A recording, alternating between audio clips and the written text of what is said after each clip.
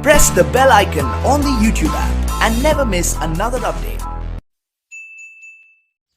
अस्सलाम वालेकुम सामीन, आप लोगों को एक अहम खबर से आगाह करते चलें कि मिसबाह-उल हक ने ऐलान कर दिया है कि पाकिस्तान टीम में 2 सीनियर खिलाड़ियों की वापसी होगी।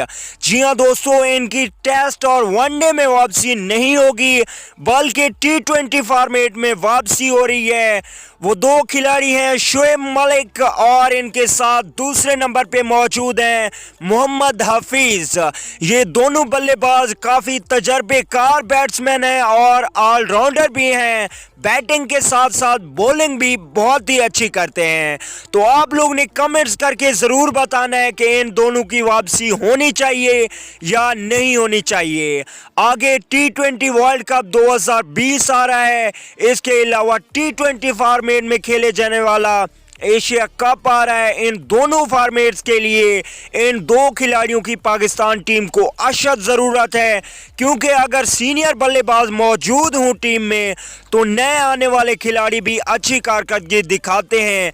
इसलिए मिसबाह-उल हक का मेरे ख्याल में ये बहुत ही अच्छा फैसला है कि शोएब मलिक और मोहम्मद हफीज़ को T20 फॉर्मेट में दोबारा से मौका दिया जाए और इनके मौजूद होते ही पाकिस्तान का मिडल ऑर्डर बैटिंग लाइनअप मजबूत हो सकता है और इनके साथ साथ पाकिस्तान टीम की बॉलिंग लाइनअप भी मजबूत हो सकती है, क्योंकि 2 से 3 ओवर ये दोनों मिलकर निकाल जाते हैं, जो कि पाकिस्तान टीम को बहुत ही ज़्यादा फ़ायदेमंद होता है। तो दोस्तों, आप लोगों ने कमेंट्स करके ज़रूर बताना है कि इन दोनों की वापसी पाकिस्तान के लिए कितना खुश आइंदा है और पाकिस्तान टीम इन 2 की वजह से क्या मैच जीत पाएगा या पहले वाली ही सिचुएशन पाकिस्तान टीम के लिए रहेगी और बाबर आजम कप्तान बरकरार रहेंगे।